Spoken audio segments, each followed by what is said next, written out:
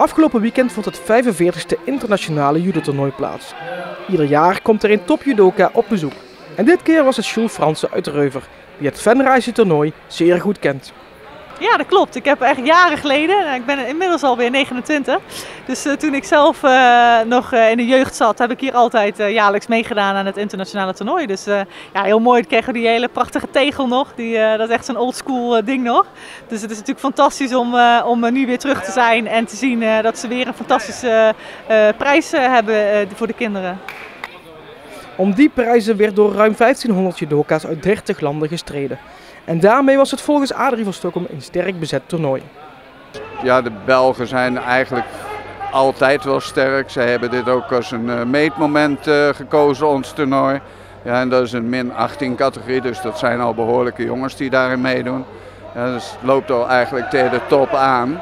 En ja, alle toppers uit België zijn er sowieso. Nou, dan hebben we de Zwitserse kernploeg, ja, die met een min 15 ploeg hier is.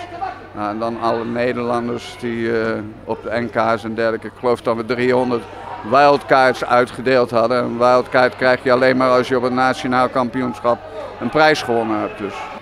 Ook voor judovereniging Venray waren deelnemers actief. En een van hen was Bora. Ja, ik had het gevoel dat het wel beter kon gaan, maar ik heb mijn best gedaan. Dus ja. Je hebt 2 partijen gevochten en gewonnen, verloren? Allebei verloren, maar ik kwam tegen hele sterke tegenstanders, dus ja. Hey, judo bij judovereniging Venray. Hoe lang doe je al aan judo? Al sinds mijn 8e, dus dat is ongeveer 5 jaar al. En wat is er mooie aan de judosport? Ja, je kunt je echt fysiek helemaal in inleven. Je kunt al je energie erin kwijt en ja, dat vind ik wel mooi. Wat is er zo mooi aan dit toernooi? Dit toernooi is internationaal, komt van allerlei verschillende landen.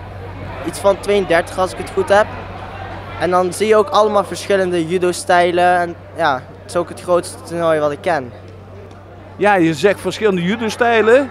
Daar leer je natuurlijk ook weer van. Dat klopt. Je krijgt van dit toernooi enorm veel ervaring mee. Ja, en dat neem je mee en dan ga je beter worden. Maar ook omdat dit individueel is, dat je ligt aan jezelf of het goed of niet goed gaat. Ja, dat klopt. Alleen ja, je hebt wel, gelukkig krijg je nog hulp van je coach die aan de zijkant zit.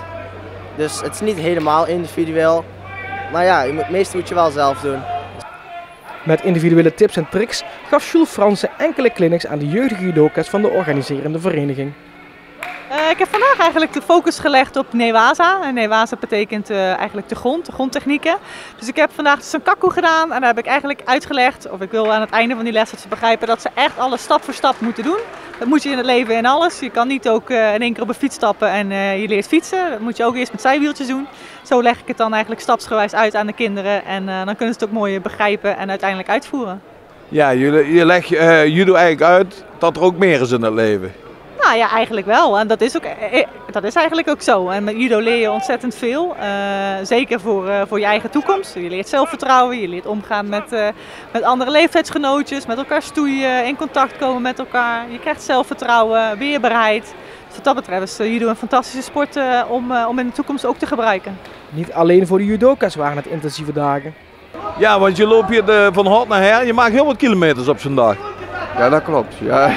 Vandaar dat je allerlei dingen, je wordt bij allerlei dingen dan geroepen. Dus je blijft inderdaad van het ene naar de andere hal aan het rennen. En dan zijn er weer prijsuitreikingen waar je de medailles omgehangen willen hebben. Ja, als organisatie voor mij dus. Van Stockholm heeft nog één grote wens voor zijn toernooi.